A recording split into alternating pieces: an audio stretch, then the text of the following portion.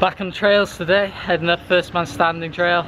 Not pushing it too hard, but it's going to be a decent little loop, 20k or so, maybe 1,000 meters of climbing. Looking forward to it, enjoying the process. It's going to be a good week ahead. Lots of climbing on the cards, and get some good miles in there as well.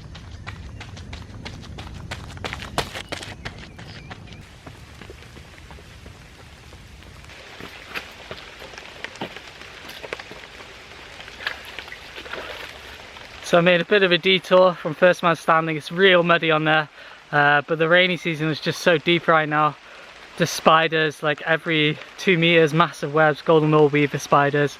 I tried to film them for you guys, but the camera's a bit wet, so it wouldn't focus. But I'll put a picture in from a run the other day right now.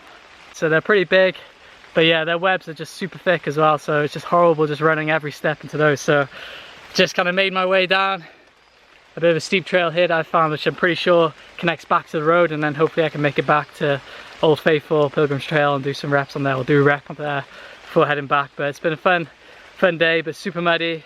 Good fun to be in the jungle, but really wet, and looking forward to getting to Europe now for some sunny days. And yeah, the rainy season, I love it, and it's so beautiful with all the amazing wildlife and creatures and bugs, but when you're trying to run fast on the trails, it's not the most conducive to decent training. So let's get his legs working again and get back up the hill.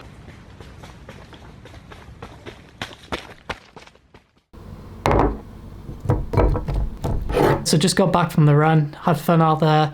It was a bit frustrating, always a bit kind of stop and start in the rainy season now, where there's just a lot of wildlife in terms of bugs and critters, which I don't really mind, but a lot of spider webs across the trail, which almost make it impossible to kind of get a good solid steady effort on some of them. So it's good fun, always an adventure, and it's just good to be out there and enjoying myself. So it was around 19 kilometers in the end, and maybe around 900 meters of climbing. So all adds up to the total effort. So some of you guys have been asking about what mobility and strength work I do within the week.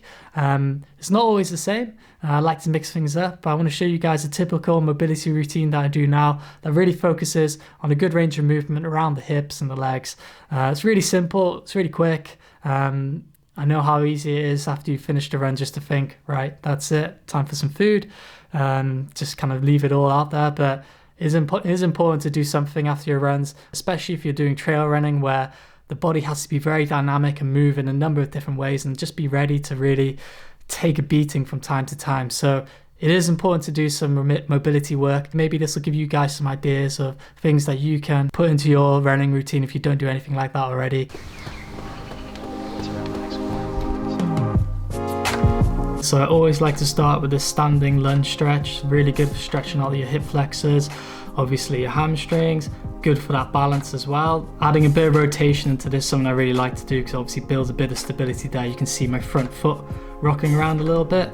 Obviously I'm kind of doing this a bit quickly, but you can take it real slow as you like, hold that stretch, and I like to hold it for a long time to really get things working. Next thing I do is just bringing the legs back and forth across here, getting that stretch deep into the hip, and just trying to keep yourself at a good straight kind of back posture on the floor there.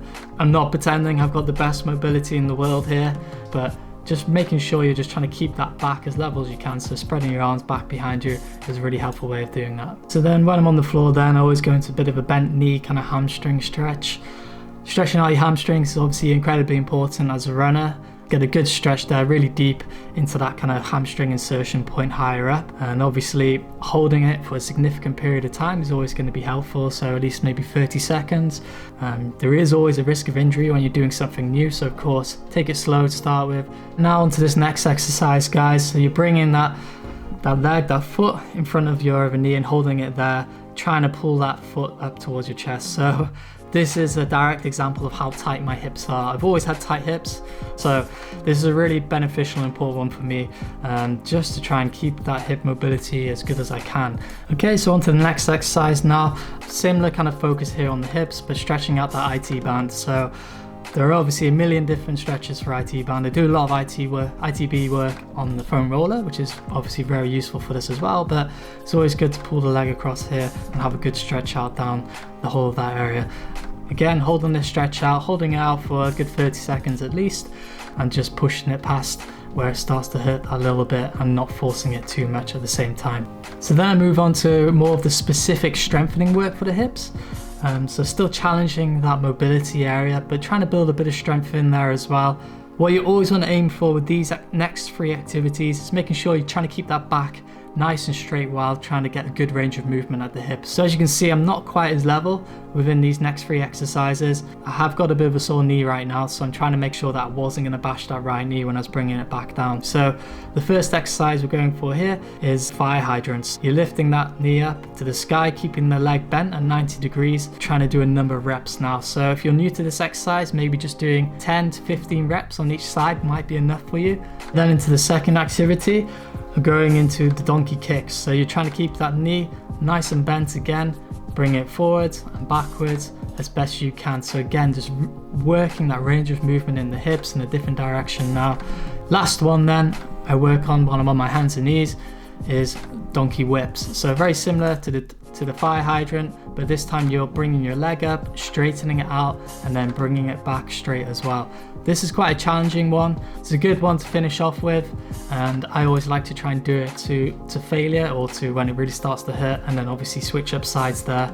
Finishing it all off, some nice leg swings, really simple, just to shake it all out. Starting off front and back with straight legs, and then going into the bent knee as well. So that's 2 different variations, straight leg, bent knee, and then bringing your leg across you in front of you, and then again doing the straight leg, the bent knee, adding that variation of movement into the plan. It's always important. Yeah, so like I said guys, this is a real simple routine that I add in after those harder sessions, the more challenging runs, or just when I can within the week.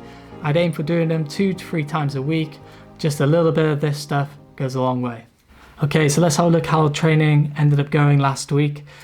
It wasn't an easy one, to be honest, guys. I was a bit disappointed. It started off strong, but there was a few different challenges that kind of rose themselves up and made things a little bit more difficult than I hoped for. And it's never easy training for an ultra. There's always different challenges that come along.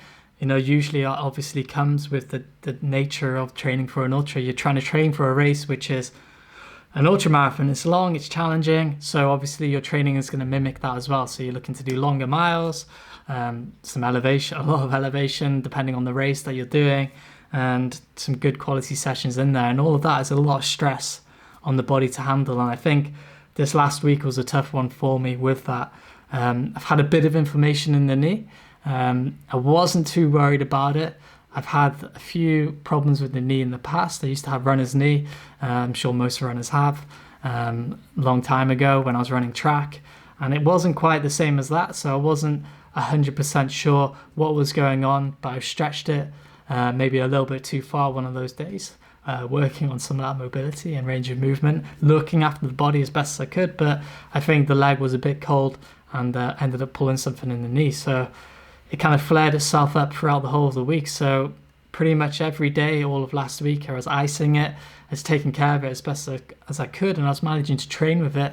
But then when it came to the weekend, I think the body was just telling me just to take it off, just relax, just shut it down and give your body a chance to catch up. So the week started off strong. You know, as you can see, I just got out there for an easy 14Ks on the Monday, just to get into the week, get into the flow, get things moving nicely, and things were feeling good. Had a good swim in the afternoon, a bit of cycling to pick up some shopping and such. So it was a good active day on the Monday, a good start to the week.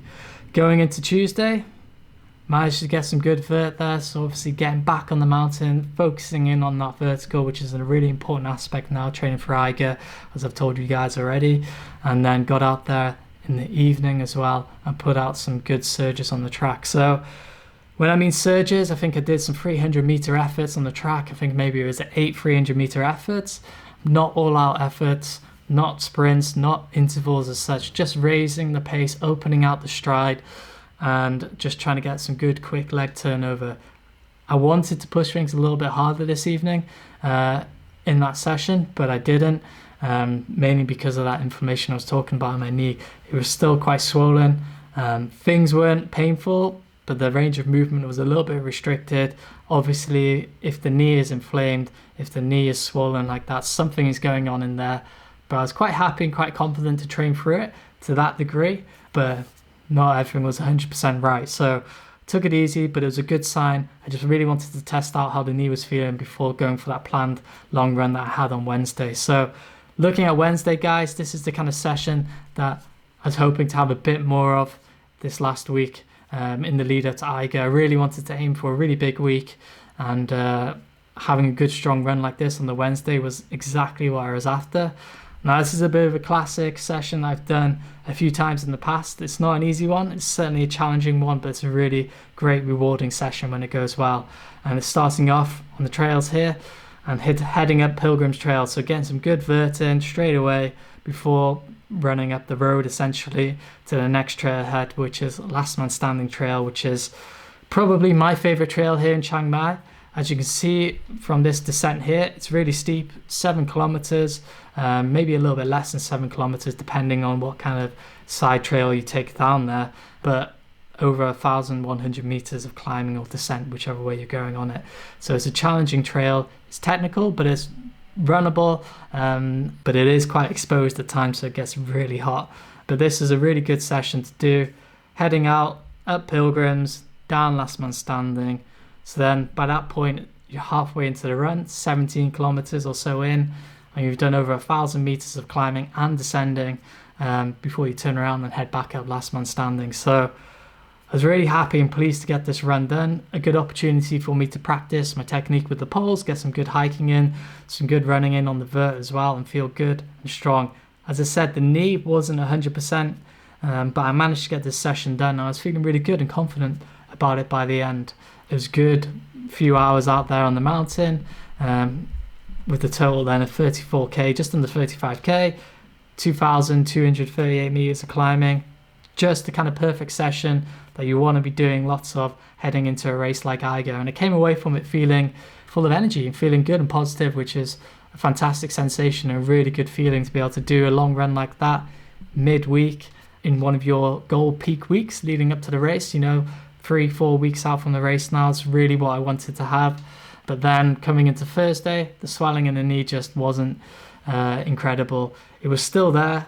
As I said, it wasn't really getting any worse or any better at the same time. It was just lingering around. So I took Thursday off, did a bit of cross training on the cross trainer, which I do enjoy, kind of mimics obviously a bit of that cross country skiing, similar to hiking up the mountain with the poles. So that felt really good on the cross trainer, as well as a good long swim there, kilometer swim, which for me is a long swim, and some core and strength work. So it was feeling good, but purposely took that Thursday off just to try and give the knee a chance. But coming into Friday, decided to take things flat for the most part, see how the knee was feeling, seeing if it was getting any better.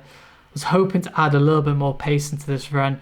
It's a weekly run, which I've started putting into my plan to stop me from being too mountain focused, making sure I am getting some good flat and fast leg speed and turnover into the week.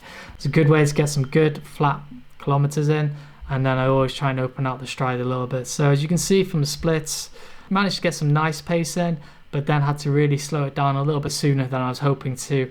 Again, the knee just didn't feel 100%, so I was really hoping to kind of get more down into the kind of pure tempo pace for me, which right now is around maybe 320 Ks, but I couldn't quite progress down to that without the knee feeling a little bit of a tweak here and there. So ended up taking things a little bit easy, got myself home in the end, but I was a bit disappointed by this run. And then that was the last run of the week for me. I was really planning on having a big weekend. I really wanted to have a good Saturday and a good strong Sunday with at least 60k added in there to make the week 100 miles, but there would have been a good 3,000 meters or 4,000 meters even of climbing that I had planned for that weekend. So unfortunately it didn't happen. It's frustrating, but it's important, and you have to listen to your body sometimes. When it came to Sunday, perhaps I could have put a run in there, but by that point it was always better to make sure you're over rested, you're completely healed, and your body's recovered. And going into this next week now, I'm definitely focusing in on my diet, making sure I'm really focusing in on those nutrients, looking after myself, getting as many salads in there, fresh fruits, keeping it really nutrient dense, keeping on top of all that now. With only a few weeks or so left for the race, I really need to make sure that everything is really dialed in and everything is in the right place to have some good strong training weeks in this last little period, as well as a strong taper. I'm feeling well rested and healthy for the race. So It's important, guys, to remember things don't go to plan, and when they don't, you can't get stressed out about it. You've got to make the most of what you can, and it's always about that long game. It's not about the strong weeks that you have leading into a race. Obviously that helps the confidence and certainly helps you to feel good, but it's about the strong months, the strong years of training, the strong races maybe that you've had leading into that next race, and making sure that you're healthy getting there. So that's always my focus right now, and feeling good going into this week, and we'll see how things go from here. So I hope you really enjoy these videos, guys. Thank you for all the fantastic feedback you've given me, and if you've got any comments, any ideas or things that you might want to see, subscribe to the channel if you haven't already, and stay tuned for some good adventures coming. Can't wait to get to Eiger, can't wait to get to Europe for the summer and show you guys some of those beautiful mountains there. So thanks for watching, guys, and happy running.